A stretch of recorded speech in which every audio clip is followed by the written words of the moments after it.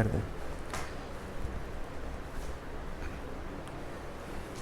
Good evening friends, welcome to JP classes. आज का topic हम गैस इक्वेशन के ऊपर लेंगे और गैस इक्वेशन क्या होती है, कैसे ड्राइव होती है और उसका क्या क्या यूज़ है वो हम अगले आगे आने वाले 2-3 वीडियो में बनाएंगे। एक्चुअली ये आपने 12th और 10th की क्लास में पढ़ा होगा, लेकिन इसका बनाने का मेरा ये वीडियो बनाने का पर्पज़ ये है कि आगे आने वाली जो कुछ इंडस्ट्रियल कैलकुलेशंस है उनमें इस गैस इक्वेशन का किस तरह से इस्तेमाल किया जाता है, इसलिए मैं इसको यहाँ पे इस वीडियो को बना रहा हूँ। तो जिससे थोड़ा सा कॉन्सेप्ट भी क्लियर हो जाएगा और आगे ये इक्वेशन यूज़ होगी तो उसमें भी समझ में आएगा ठीक से। ठीक है, तो गैस इक्वेशन जो है वो बेसिकली होती है, हम सीधे बात करें, PV = nRT। ये कैसे ड्राइव होती है ये सीखेंगे और इसका आगे क्या इस्तेमाल होता है ये हम जानेंगे। ठीक है, तो इसमें जो P है वो प्रेशर है, atmospheric pressure.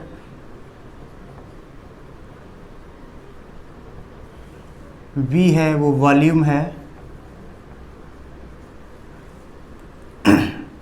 T is the temperature, N is the number of moles of gas और R जो है वो गैस कांस्टेंट है। ठीक है, अब हम ये जानेंगे कि जो PV = nRT है वो किन किन लॉ के हेल्प से ये फार्मूला बना है या ये गैस इक्वेशन बनी है। तो इसमें 3 लॉज होते हैं, जो उन तीनों लॉज को अगर हम कंबाइन करते हैं तो ये गैस इक्वेशन बनती है। तो जो पहला लॉ है वो हम समझेंगे बॉयल लॉ है, बॉयल्स लॉ। ये क्या कहता है, ये कहता है कि जो वॉल्यूम है वो इन्वर्सली प्रोपोर्शनल टू प्रेशर रहता है। The volume of the system is inversely proportional to the pressure of the system, जहाँ पर temperature and number of moles are constant. Okay, and अब आते हैं हम दूसरे लॉज पे। दूसरा लॉ क्या कहता है? दूसरा लॉ है चार्ल्स लॉ। अब चार्ल्स लॉ क्या कहता है? चार्ल्स लॉ कहता है कि V is directly proportional to T, मतलब volume of the system is directly proportional to the temperature of the system. अगर वॉल्यूम बढ़ेगा तो टेम्परेचर भी उसके साथ ही उसी प्रोपोर्शन में बढ़ेगा। Here pressure and number of moles are constant और fixed. Third law is Avogadro law. Avogadro law says the volume is directly proportional to the N. The volume is directly proportional to the N. Now the temperature and pressure are constant.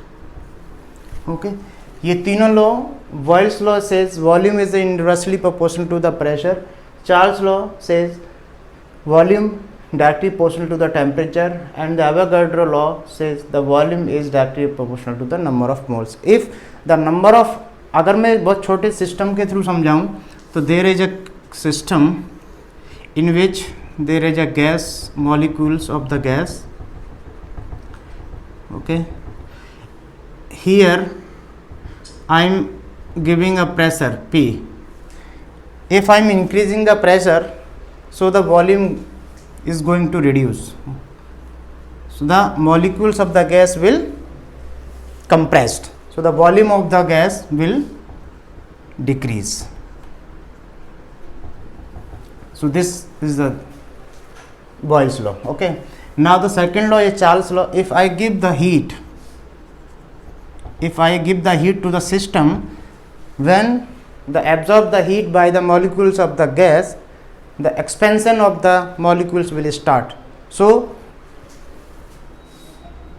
the molecules will expand to this level.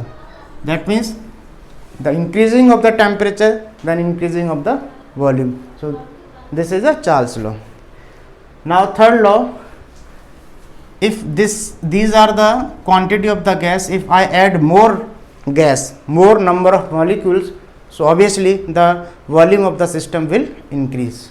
So with the help of this system we can understand all three laws. अब क्या करेंगे कि इन तीनों laws को हम combine करेंगे, combining all gases law.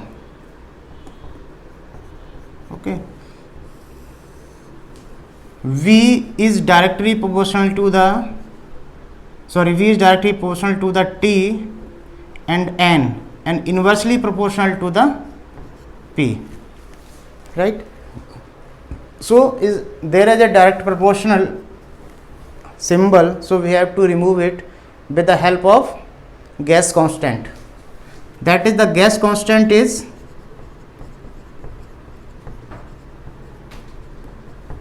R. इसको हम किसी और वीडियो में कैलकुलेट करके बताएंगे ये गैस कांस्टेंट कैसे निकलता है, क्या उसकी वैल्यू आती है, क्या उसका यूनिट होता है. तो ये आ जाएगा V is equals to NRT upon P. ठीक है, क्रॉस मल्टीप्लिकेशन कर देंगे तो ये आ जाएगा PV is equals to NRT. ये आपकी गैस इक्वेशन आ गई. अब गैस इक्वेशन आ गई. अब ये अगर मैं बात करूं कि मुझे गैस कांस्टेंट के कंडीशन में दो स्टेजेस पे या दो अलग अलग कंडीशंस पे मुझे ये गैस इक्वेशन का यूज़ करना है, तो हम वहाँ पे कैसे करेंगे. तो यहाँ पे हम क्या करते हैं, सिंपल R निकालते हैं. तो R निकालेंगे तो कैसे होगा, PV is equals to PV upon NT. ठीक है, अब दो कंडीशन में बात करेंगे. तो पहली condition P1 V1 upon N1 T1 और दूसरी condition P2 V2 upon N2 T2. ये आपकी हो गई ideal gas equation for two stages या टू कंडीशंस. ठीक है, अब मैं पहला वाला कंडीशन लगाता हूँ, T and N are the constant. If T and N both are the constant then P1 V1 is equals to P2 V2. This is Boyle's law. अगर इस तरह से लिखा है, आप इस तरह से नहीं आएगा, अगर इस तरह से नहीं लिखा पाया या इस तरह से लिखा पाया तो बात एक ही है, ये भी बॉयल्स लॉ कहलाएगा. ठीक है, दूसरा कंडीशन है P and N are constant. P and N मतलब V1 upon T1 is equals to V2 upon T2. ये क्या है, चार्ल्स लॉ. ठीक है, थर्ड कंडीशन क्या है, the temperature and pressure are constant. The temperature and pressure are constant. V1 upon N1 is equals to V2 upon N2. This is Avogadro law. Clear है. तो ये जो इक्वेशन है PV is equals to NRT बहुत सारी जगह में किसी भी पर्टिकुलर गैस के एक वॉल्यूम के अंदर कितने kg वो गैस अवेलेबल है, इसकी हेल्प से हम निकाल सकते हैं at the condition of atmospheric pressure temperature. ठीक है, तो इस इक्वेशन का काफ़ी जगह हम इस्तेमाल करते हैं. यहाँ वहाँ भी निकालते हैं जहाँ वहाँ भी यूज़ करते हैं जहाँ पे हमें ये निकालना पड़ता है कि किसी भी पर्टिकुलर फ्यूल का जो कंबशन हो रहा है उसमें कितनी ऑक्सीजन लगे, एक्चुअली कितनी ऑक्सीजन कंज्यूम हुई और उसमें CO2 का इमिशन कितना हुआ. तो काफ़ी हेल्पफुल है ये, इसलिए मैंने ये एक्चुअली वीडियो बनाया है PV is equals to NRT पे. आगे आने वाले वीडियो में हम ये PV is equals to NRT का काफ़ी यूज़ करेंगे. सो ओवरऑल ये गैस लॉ है. आई थिंक सब कुछ कवर हो चुका है. So thank you very much.